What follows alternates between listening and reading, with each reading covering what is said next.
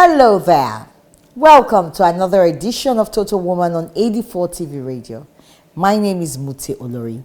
On today's episode of the program, we serve you some thought-provoking videos on gender-based violence and violence against persons with disabilities. It may provoke the humanness in you.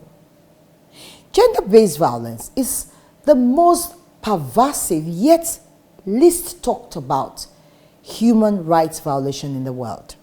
It includes physical, sexual, or mental harm inflicted on a person because of social ascribed power imbalance between male and female.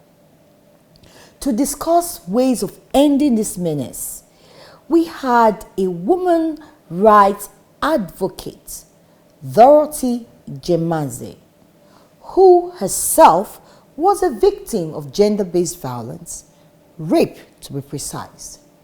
She shared her heart-rending story with us on this episode. Take a listen. From childhood, I've been exposed to different kinds of violence, sexual and all sorts of gender-based violence, yes. And the thing is that when you expect the people who are supposed to protect the citizens are the one perpetrating this violence against its own people, so you begin to wonder, where would justice come for the common man? It's easy to explain why many perpetrators are usually close to the victims in one way or the other, whether it's the government of a people violating a people. When I say government, I'm not referring to any particular one. Let me say the people in power violating the people who they're ruling, or whoever it is. Proximity to perpetrate to the vulnerable, proximity to those it's easy to exploit is one thing that is an enabling factor. Then a degree of confidence is built, and most violations are a product of broken trusts. So a degree of confidence and trust is built between the perpetrator and the person who is violated eventually. Then broken trust comes in. And then that's why you hear, when we married, when we were dating, he was not violent. But after the trust level has been established, next thing he gets violent. And she keeps on hoping, one day he will go back to how he was, and 20-something years after, he hasn't gone back. Yes. Let's talk about your story. I remember sometime you said you've been violated about 15 times. Way over. 15 is what? 15 Way over. When it comes to violated, I want to believe we're talking rape specifically. I've been raped way over 20 times in my life. Way, way, way over. Why do I use the word 20 most of the time, the figure 20? Because it's a significant figure. And at some point, I was in a place where the owner of the place permitted me to be there, but the people who were there would call their friends and go, hey, come around, let me give you a good time. And then the good time they want to give their friend is offer me. Yeah? And I needed accommodation at the time. The time I felt I wanted to leave the place, and I, slept on the streets, somebody approached me while I was on the streets, and so I decided, okay, it makes more sense to be in a place that if anything went wrong, at least I'll be able to point hand to somewhere. First time I was raped, I was 8 years old. In retrospect now, when I was a lot younger, there was also something that happened that I usually don't count as sexual harassment, but it wasn't rape, yeah? And it was from a female.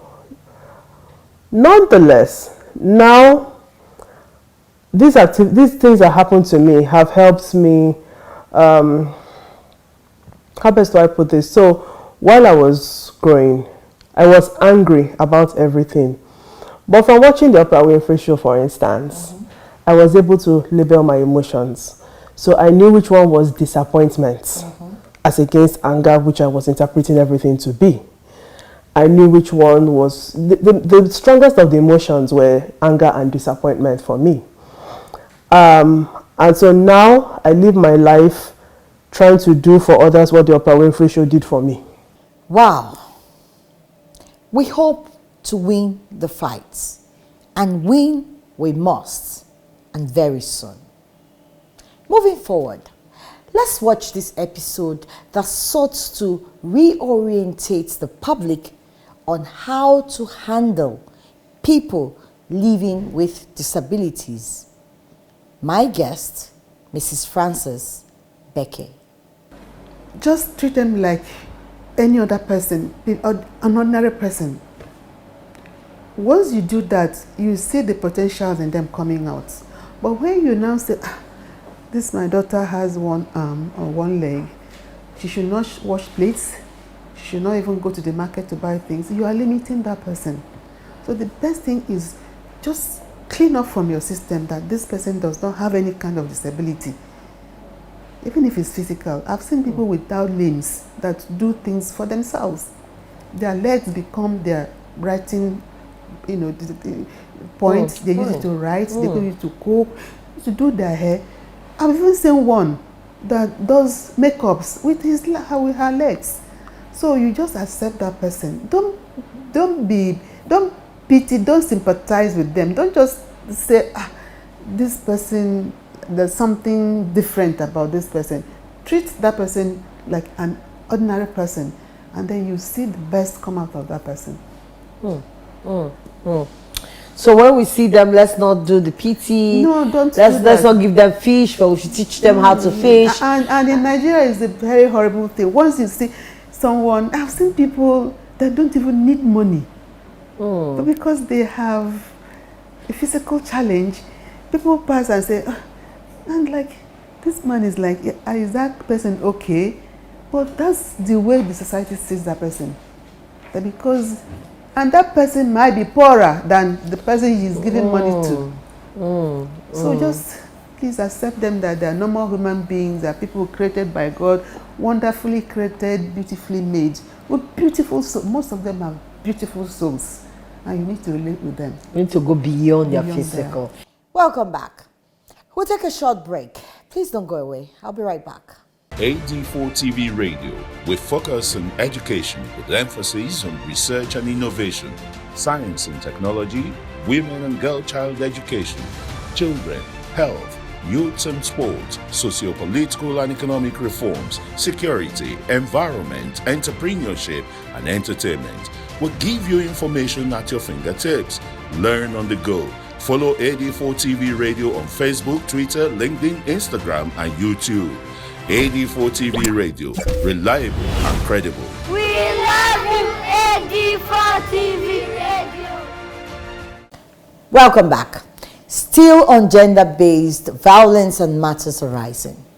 Sit back and watch this particular episode on the increased global calls for an end to violence, especially against persons living with disabilities. Talking about women and girls.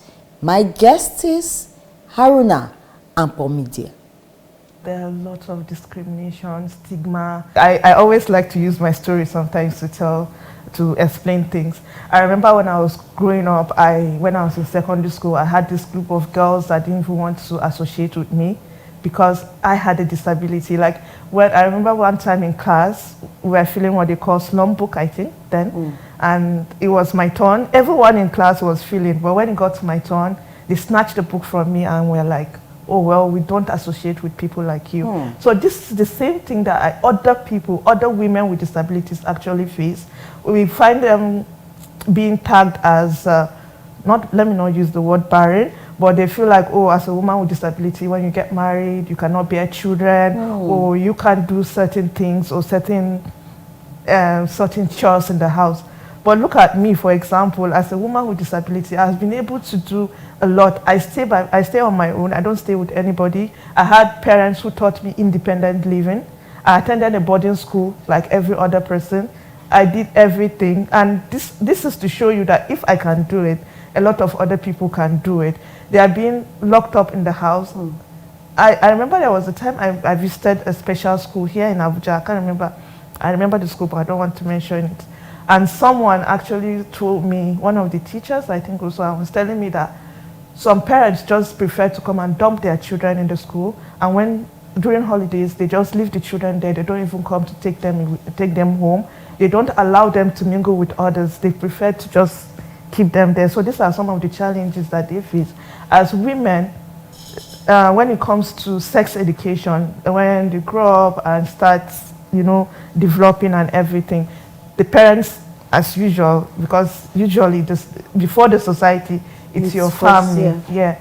They prefer, they don't even, when they are teaching the other girls, I don't want to call them, the non-disabled girls, when they are teaching them sex education, things about their sexual and reproductive health and rights, they don't even talk to women or these girls with disabilities. They feel like, oh, nobody will even find you attractive. What do you need all these things for? So these are issues that keep on arising.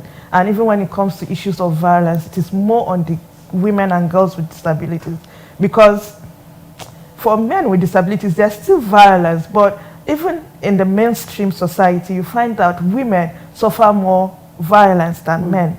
So it's the same thing even with women with disabilities. So they are suffering violence based on their gender and based on their disabilities. So it's like a triple discrimination, because first as a woman, as a person with disability, and then being poor again, because we find out statistically persons with disabilities are among the poorest of the poor. For certain, there are a lot of organizations that are actually doing a lot of advocacy. There are a lot of programs, there are a lot of activities going on, there are a lot of policies coming out trying to protect persons with disabilities, women with disabilities, the society in general against this menace of violence. I know organizations like Disability Rights Advocacy Center, they are coming up with toolkits, policies, and a lot of policies to guide the government and also to help protect persons with disabilities against abuse, especially women and girls with disabilities. I know recently they launched a toolkit for sexual and gender-based violence in Abuja. That was like last week or last 2 weeks or something like that. So there are organizations that are actually working towards the reduction. Most of the places we've talked are cities, but this thing is rampant more in the grassroots, in the villages, in the hard to reach area. How do we get these words across to them? First of all, sensitizing them that you have these rights. How do we do that? And that's why I always go back to, because no matter what you say, you need the government, you need people like National Orientation Agency. That is why civil society organizations should partner, disabled persons with organizations should actually partner with this National Orientation Agency, develop advocacy materials, develop sensitization toolkits, sensitization materials to reach the grassroots. Because this National Orientation Agency I'm always talking about, they have very, very deep reach. They are in every local government, every ward of the states in Nigeria. So they are the best bet we have, because no matter how hard you try, you are just an organization. You cannot go all around Nigeria. But when you partner with this organization, and if the government is willing, then we are able to reach these people. But in our own